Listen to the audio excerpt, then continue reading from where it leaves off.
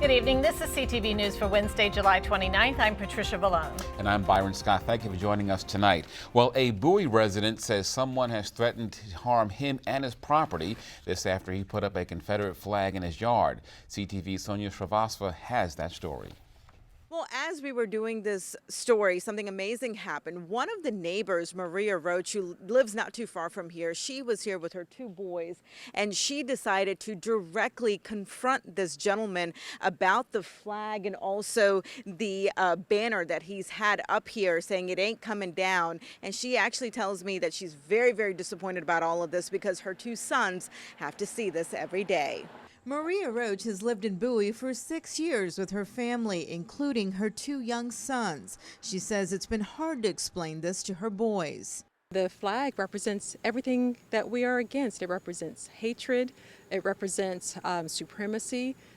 Someone saying that, you know, my people, my race is better than yours. Doesn't care if it hurts anybody's feelings. It's not going to take the flag down. We thought he was a nice guy because of all the pictures on his house, because we saw a Mickey Mouse picture on his house. Roach and Linwood Holmes, seen here, spoke for more than 15 minutes today as she directly confronted him. Holmes has lived in this quiet neighborhood off of Bel Air Drive in Bowie for 37 years. Neighbors say with or without the flag, his house is hard to miss. Some believe he's doing it for attention. If you look around his property, you see that he wants to be a controversy, wants to stick out, you know, and be the odd guy out. But I truly believe these are his feelings. It's just upsetting.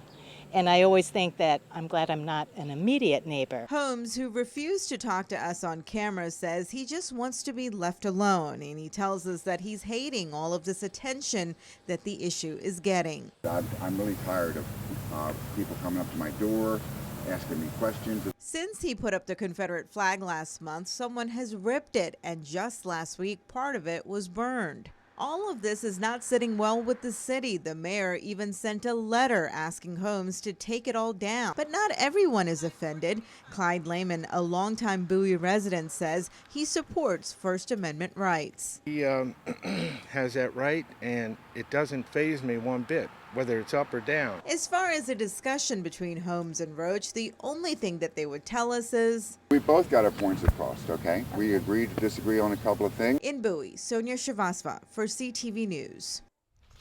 And Holmes tells CTV that he would have taken down the flag on his own, but doesn't like people telling him what to do. For now, he says the flag will stay. A new police station in Fort Washington that is nearly complete and was expected to open next month will remain shuttered for another year. The District 7 station has cost Prince George's $14 million to build and even has a commander assigned. But in June, the council refused to pass County Executive Rashawn Baker's budget that included a hike in property taxes, job cuts, and furlough days. I told the council, here's what I would have to do if we did not have the resources. And remember, this has nothing to do with the 15 cents education. This has everything to do with the reason that we wanted to do the furloughs and the RIFs is to have the resources to keep those classes going. We just don't have the resources to do that. But Council Chair Mel Franklin doesn't buy that argument. We sorely need this new station open and operating. We believe that we can't bring great economic development and not strengthen our public safety resources as well. I hope there aren't any politics being played. My hope is that these decisions are being made based on the best interests of the safety of our residents, which is why I believe the District 7 station should open. And the station is now scheduled to open in September 2016. And Congressman Chris Van Hollen wants to tighten gun laws. He's introduced the Handgun Purchaser Licensing Act of 2015. It will require a license to buy a handgun. Now, the buyer would have to file an application in person at a state police department. The bill would require a background check, fingerprinting, photo ID, and proof of residency. Now, Van Hollen points to the recent shootings in Charleston, Chattanooga, and Lafayette as the reasons for the bill.